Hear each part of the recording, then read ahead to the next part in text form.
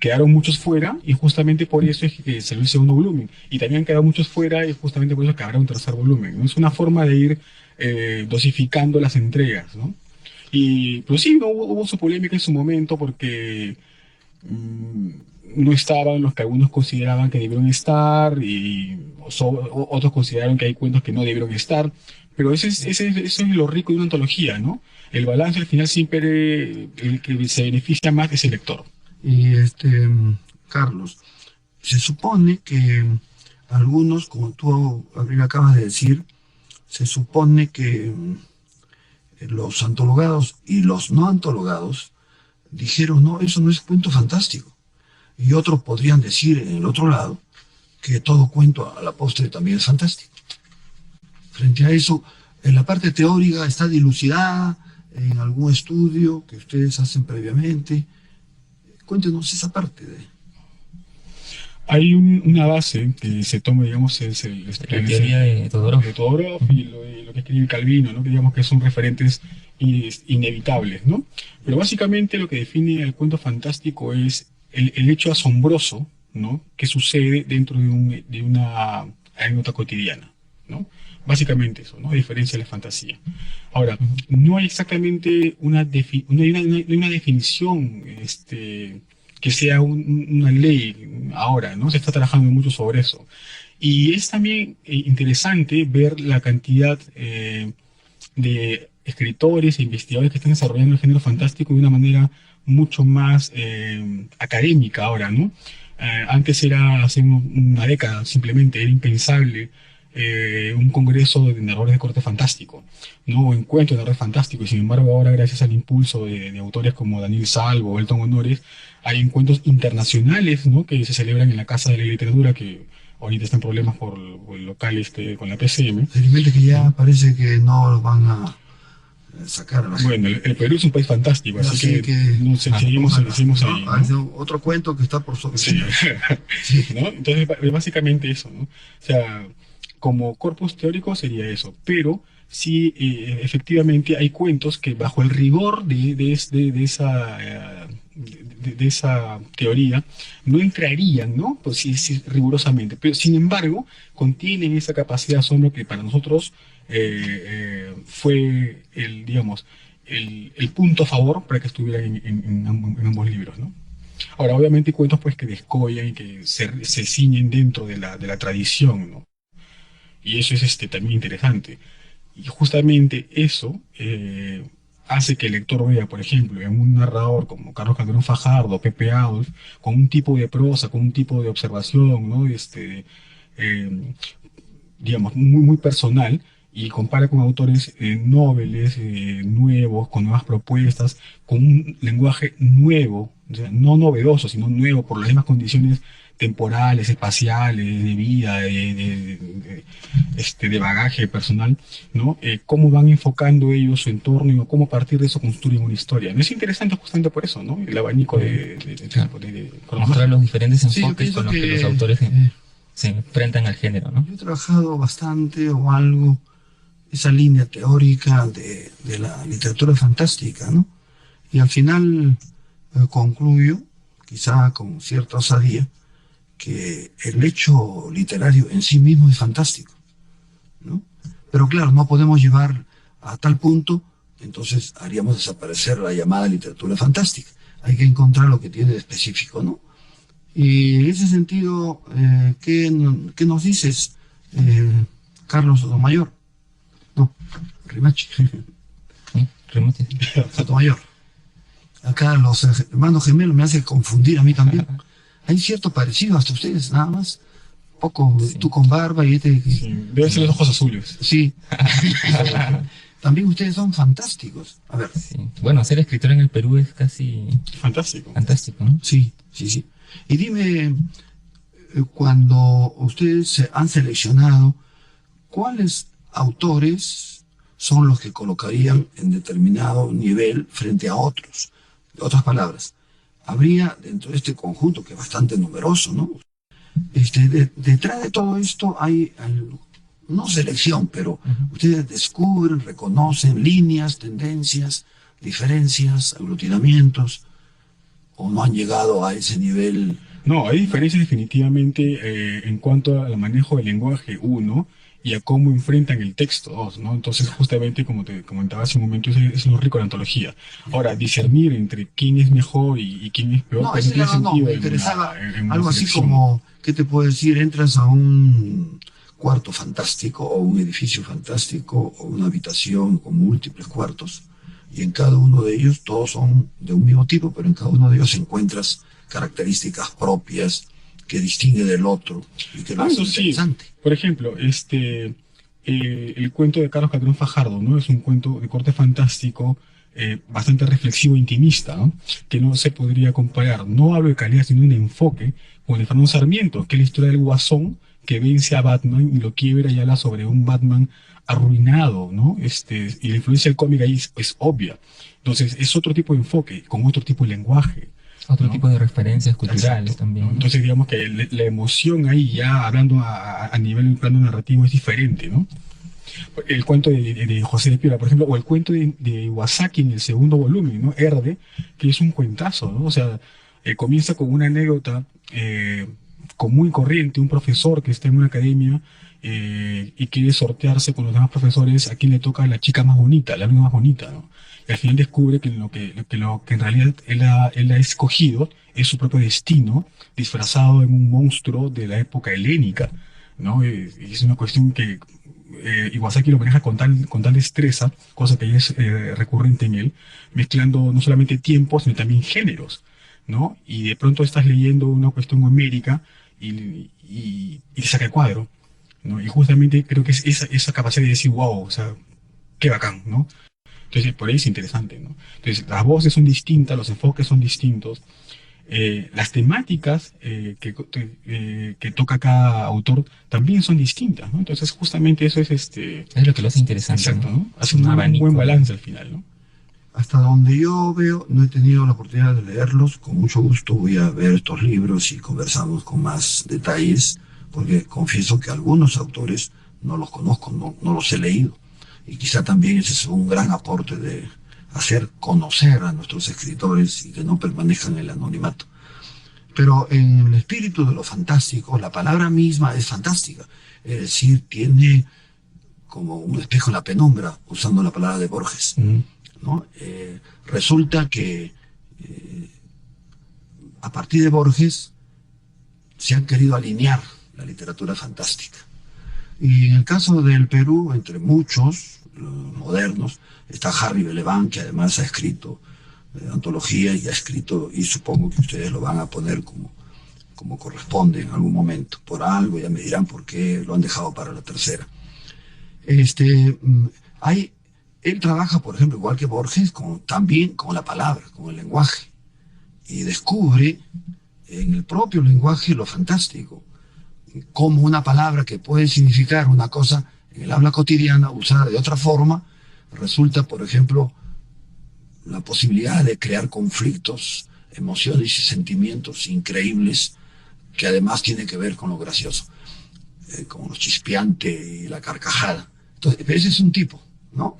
El otro es el de índole filosófico, el otro de índole social, el otro de estructuras que rompen de repente lo que Bossuet llamaría signos de indicio, pero quiebra del sistema, que van por ese camino y de repente el lector se sorprende porque termina por otro lado, distinto de lo que uno estaba pensando. ¿Qué dice Carlos sobre esto? Cuéntanos un poco tu propia experiencia a partir de ahí. Eso también lo podemos encontrar en la antología, ¿no? Tenemos cuentos donde la influencia borgiana es visible, ¿no? Como Enrique Prochaska, por ejemplo, ¿no? Que tiene una influencia de Borges bastante clara. Y lo último que usted decía, ¿no? Esos quiebres, ¿no? Si lo llevamos al lado de una reflexión que tenga que ver con la cosa axiológica o ontológica, e inclusive ideológica, ¿no? Que es tan importante tomar en cuenta no solamente a nivel de lo textual, sino de todos esos derivados. La literatura fantástica, dentro de la literatura en general, ¿qué lugar ocupa? Uno dice, no, literatura fantástica, entonces lo ideológico no funciona. Literatura fantástica, entonces lo axiológico no. Además es literatura, y literatura es ficción, y es realidad, y es textual. Es lo que dice y punto. ¿Cómo colocan ustedes la literatura fantástica dentro, o qué han pensado al respecto?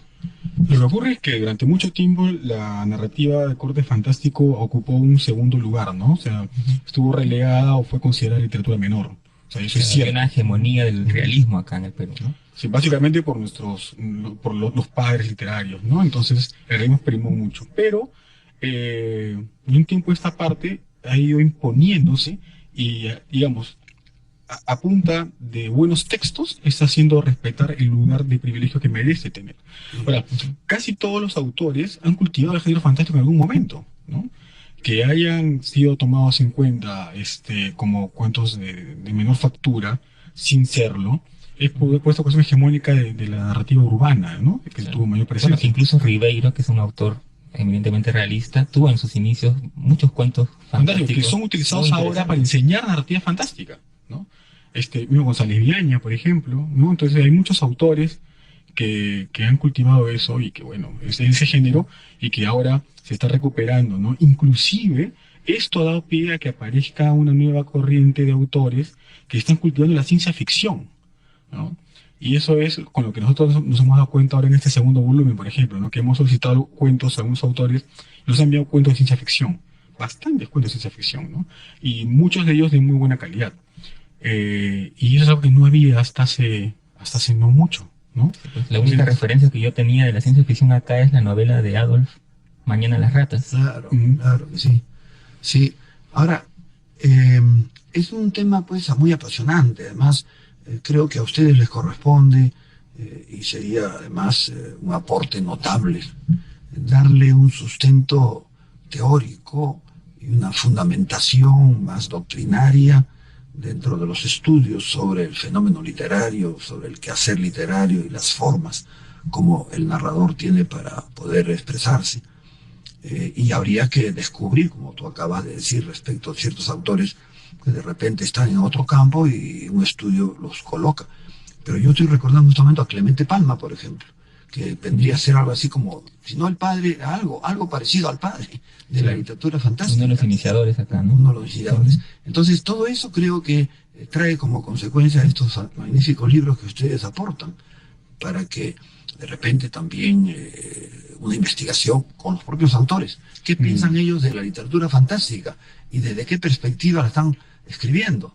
Una vez hace no muchos meses tuvimos un debate sobre esto, ¿no? Porque entre amigos que son investigadores, sobre si Clemente Palma era realmente un autor fantástico o un autor del horror, que es diferente, ¿no? Y ha sido tomado como fantástico a falta de otro término, ¿no? O sea, Claro, porque ha entonces, pasado es tanto interesante. tiempo y Valdelomar también tiene cuentos de corte por fantástico, supuesto, entonces por supuesto. tenemos una tradición, ¿no? Así es. Yo creo que Pero se ha el ido, aporte se ha ido es ese ahora, definiendo ¿no? y de repente lo fantástico de esto, y daría, Pablo, para confirmar esa situación fantástica, es que es muy difícil encerrarlo, porque a la postre su referente es la propia escritura.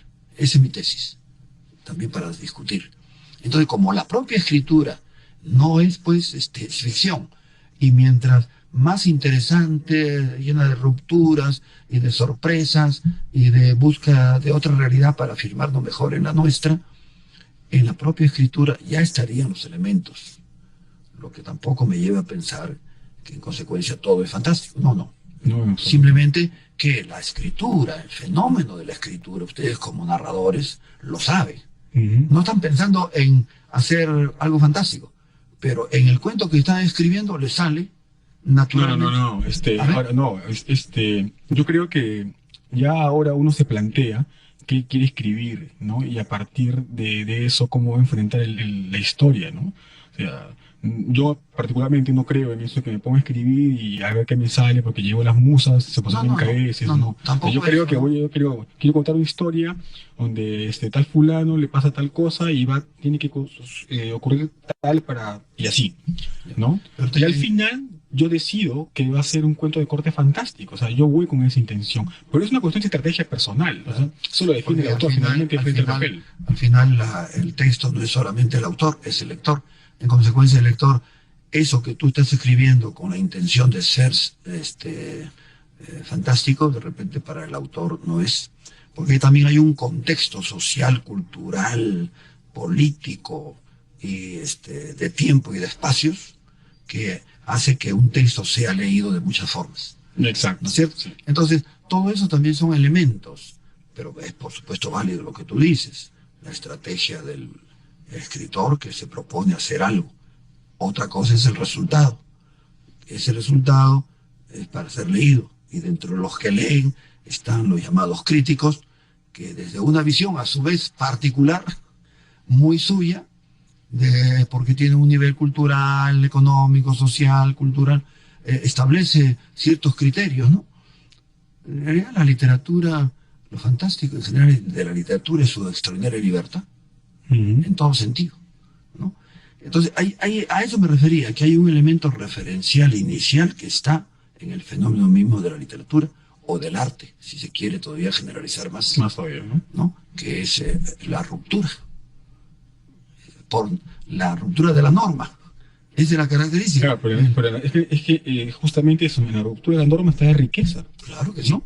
Y transgredir los límites, ¿no? Si no, no habría arte.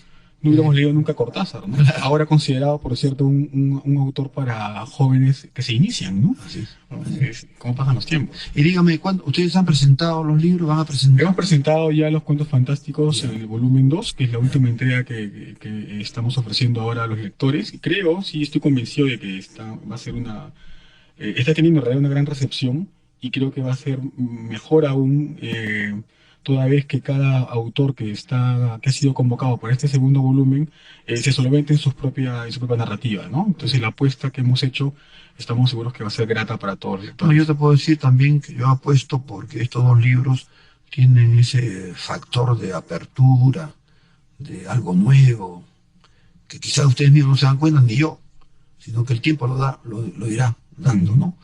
Acá hay, ¿qué? 30 y tantos, 40 autores. 34 entre los dos volúmenes. El primero ya está agotado, ¿no? Sí, pues. Así que todavía tienen tiempo Y de correr tanto por un para segundo leer ejemplar. como para los propios autores que están estimulados porque esto ha salido, como la lectura, los lectores que van a comenzar a leer literatura fantástica, y va a surgir ahí la polémica, la conversación, las entrevistas, y esto va a fortalecer, porque por cualquiera de los géneros de la literatura se ingresa a ella, ¿no? Correcto. Y al final, quien gana es la literatura, ¿no? Y gana el lector Y también. gana el lector. Muy bien, pues Carlos y Gabriel, les agradezco muchísimo. Ha sido muy gratificante. Les agradezco porque he ganado 2 libros que voy a leerlos a muchos de los cuentistas que no conocía, otros que son inclusive clásicos, y espero el tercero. Dentro de Sí, en realidad estamos trabajando ya en un tercer volumen, esperamos el próximo año. Yo quisiera hacer una invitación más bien a todos tus oyentes, dada la realidad editorial en el Perú. Es una vergüenza publicar un tiraje de 500 ejemplares para una población de 30 millones de personas. Entonces, digamos que su oportunidad de conseguir el libro es bastante mínima. Limitada. Así que aprovechen y Aprovecho consiguen también para decir, consigan ¿no? su cuento fantástico. No para En realidad sería el mejor regalo de Navidad, ¿no? Ya que Pero yo estamos también quiero cerquita. hacerle por lo menos una idea esperanzada, ¿no? Que cuando salga el tercero, los 3 pueden salir en un solo tomo. Y la Universidad Ricardo Palma les podría publicar. No, eso sería genial. Ya por lo menos nos vamos con esa esperanza Ya de está. que por ahí podemos caminar. La esperanza es lo último que se pierde. ¿Está bien? Es lo más fantástico. Gracias, Carlos. Gracias, Gabriel. Hasta pronto. Gracias, Manuel. Gracias, maestro.